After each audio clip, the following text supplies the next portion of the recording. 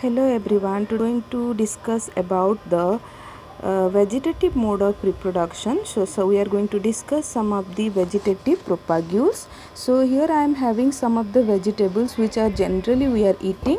One of the potato. You can see potato is the modified stem which is having the depressions or eyes of the potato, which are nothing but the nodes of the potato. So when it comes in contact with the moisture, right, from here the stem and root starts to develop.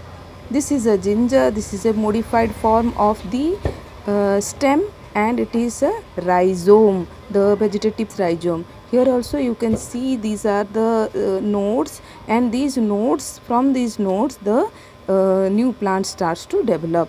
So also the other modiforms are the, that is onion. Here you can see the stem is highly modified, and from these node root starts to develop when it comes in contact with the moisture. And this is a garlic dunicle.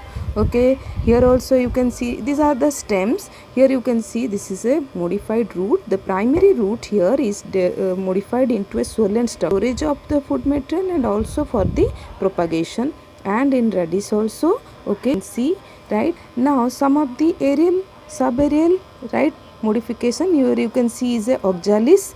In oxalis you can see from the nodes root starts to develop, right, and this part that remains, okay, above the level of the soil, right, and this part is known as runner. And this is also found in case of the grasses, okay.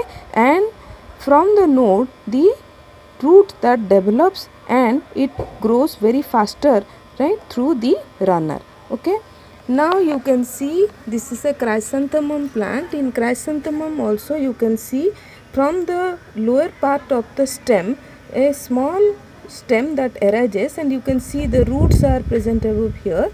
This is the example of curve. Okay, these are all the vegetative propagules, and these are also said to be the different modification of the stem for the propagation purpose.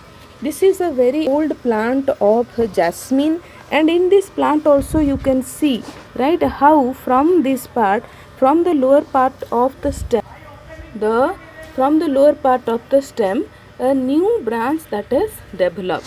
Okay, so this one, and it grows on the soil, and further where it finds the soil, from there it starts to develop into a new plant. So you can see here it is developing from the lower part of the plant. Is that clear? Here also another, this one.